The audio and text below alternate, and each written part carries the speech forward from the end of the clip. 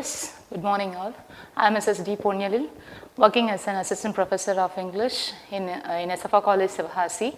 Today we are going to see about the novel The Alchemist, which was written by Paulo Coelho. First, we are going to see about the author. Coelho was born in Rio de Janeiro, which is situated in Brazil, at 24th August 1947. He is a Brazilian lyricist and novelist. He first published his novel, The Alchemist, in 1988. His other famous works are Veronica Decides to Die, 11 Minutes, and The Zahir. Introduction about this book is an adventure fiction, a fictional novel which talks about the international bestseller and is appreciated by the readers worldwide. The book is about following your dreams and achieving your destiny. It is talks about the inspiration and gives the lessons of keeping faith in yourself and pursue your destiny.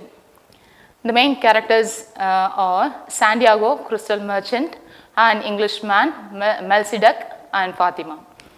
Santiago is the main protagonist of this novel. He is an adventurous young Andalusian shepherd determined to fulfill his personal legend, which is to find treasure at the foot of the Egyptian pyramids.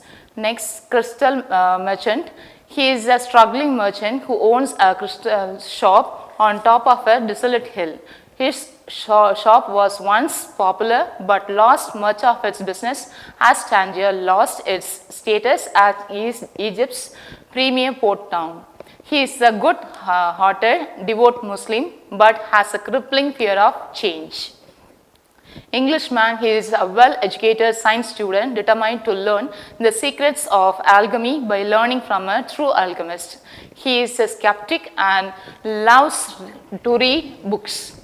Next, Melchizedek. He is the king of Salem. He appears to possess magical powers and helps those pursuing their personal legends. Fatima, the main heroine of this novel, she is a very beautiful and chaste young desert woman who lives at the Fall-Fayem oasis. She understands that she must allow Santiago to travel to pursue his dream.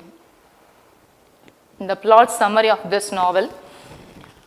The story of Santiago, a shepherd boy from Andalusia. Whenever he sleeps near a sycamore tree in an abandoned church, he sees a dream, and he gets this dream repeatedly where a child tells him that he will find a treasure in the pyramids of Egypt. Santiago believes that this is a message of the divine God. He thus consults a gypsy woman fortune teller in order to interpret the dream. She tells him that he shall go to the Egyptian pyramids as this dream is prophetic. After some time, he meets Melchizedek, the king of Salem, a mysterious old man.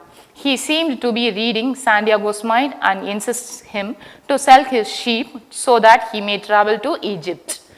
Melchizedek explains to him about the good and bad omens and also gives him two stones, namely Urim and Thummim, to interpret the omens. He also acquaints Santiago of the idea of personal legend.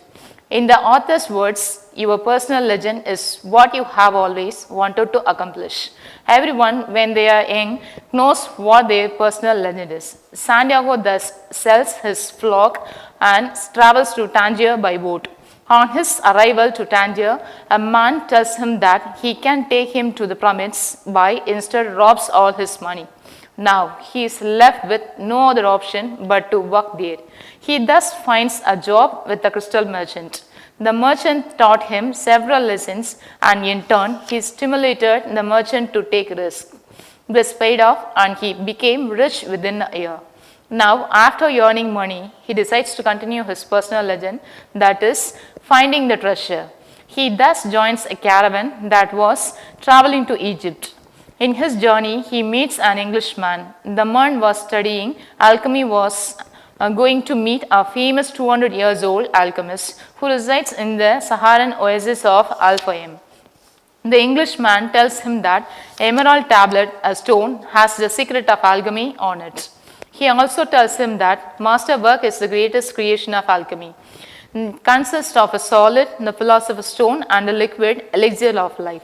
The philosopher's stone has the power to turn lead into gold, whereas elixir of life has the power to cure all ills. The caravan had to stay at Alphaim for quite some time.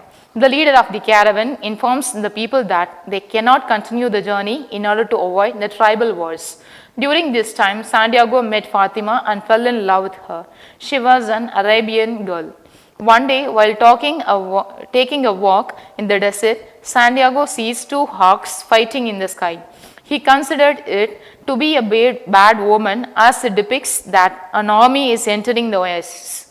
He informs about this to the tribal chieftain.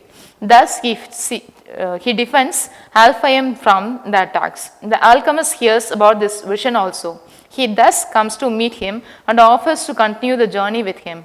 He tells him to leave Fatima and travel to pursue his personal legend.